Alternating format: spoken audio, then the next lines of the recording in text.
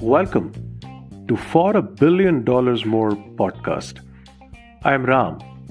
I've invested in 25 odd startups, raised money for a few, and scaled a bunch of them. In season 1 of this podcast, I interviewed a bunch of founders and investors in the startup ecosystem. In season 2, I'm sharing my own perspectives.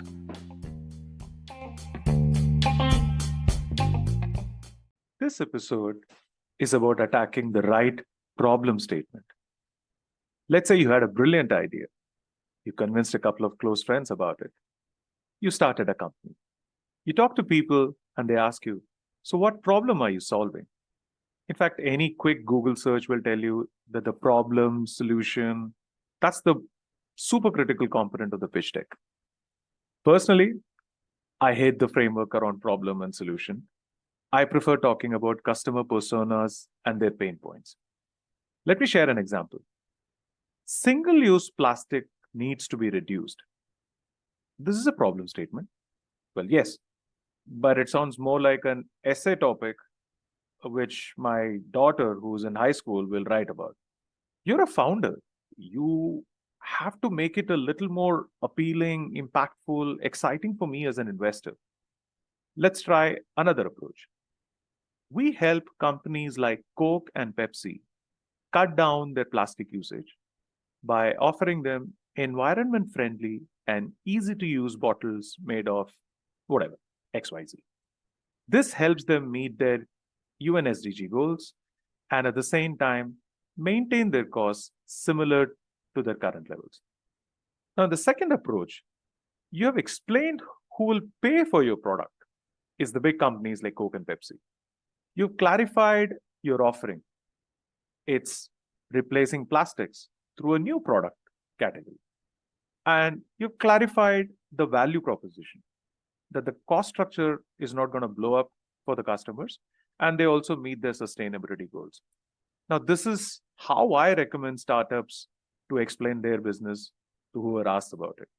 But how do you determine that this is the right thing you as a startup should be working on, should be chasing? Let's build further on the same example. Let's say you have a brilliant product on hand. It's a potential replacement for plastic bottles. You believe every company out there will want to buy your product and throw out all their plastic stuff. Now, how do you really verify that? How do you validate that hypothesis, so to say? So you do two things. First, you start real customer conversations. You reach out to your target audience, you explain what you're doing, and you gauge their interest. Listen to them carefully. Understand their explicit stated problems. Understand some of their unstated issues. And build an estimate of how real and how large this business could be, this demand could be. The second thing you need to do is research. You can study online reports, you can attend webinars or physical events. You reach out to the industry experts and literally get under their skin. Get clarity on A, is this a real pain point? B, will people pay for it? A lot of people may say, yes, this is a problem, but when you start asking about, how much will you pay for it, then, they're wriggling out. So understand who will pay for it, how much they will pay for it. And C, how many such potential customers are out there, and hence, when you do the bottom-up analysis, how large potential market size are you talking about? Some of the common mistakes I've seen are, biases of the founder through personal experience. I have seen this when I was doing blah, blah, blah. Arey bhai, theek hai. You had a moment of inspiration and you started working on it. That's fine as a starting point. But you need to have a more mature and a larger worldview. Is this the problem of you as a single individual? Or is this large enough to become $100 million or $1 billion revenue business? Then there are biases which come in through media hype. You read anything about sustainability or UNSDG, man. People are desperate to cut down plastic. Research reports, news items, these are good pieces to beef up your research. And when you go and talk to investors, you mention so and so has quoted this is how large it can be, blah, blah, blah. It's useful. I'm not saying it's not useful. But nothing beats real customer speak. If you have evidence that a customer is willing to pay for your offering, then you have a real deal. Otherwise, you're just dreaming and, building castles in the air. And then, there are also biases coming from a single customer.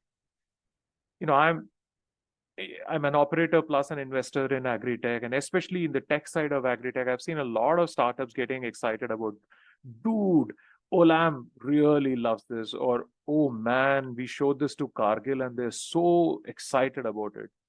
And I usually end up bursting their bubble by saying, okay, beyond an Olam or a Cargill, how many other companies will pay you for this on an ongoing basis?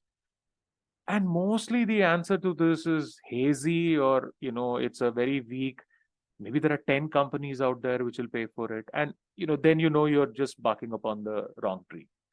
Point is, as a founder, you need to be your own devil's advocate.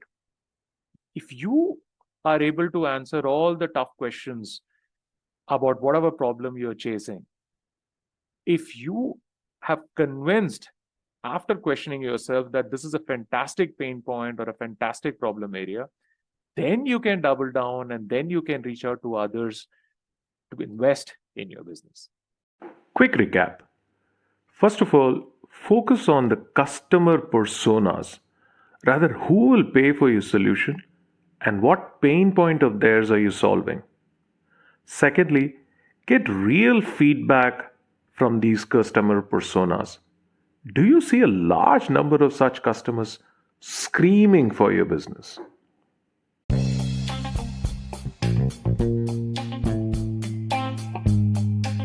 That brings us to the end of this episode. I'll be back soon. Founders, please share your questions so that I can address them in the upcoming episodes. And don't forget to follow me on this podcast or other social media mentioned in the comments. Thank you.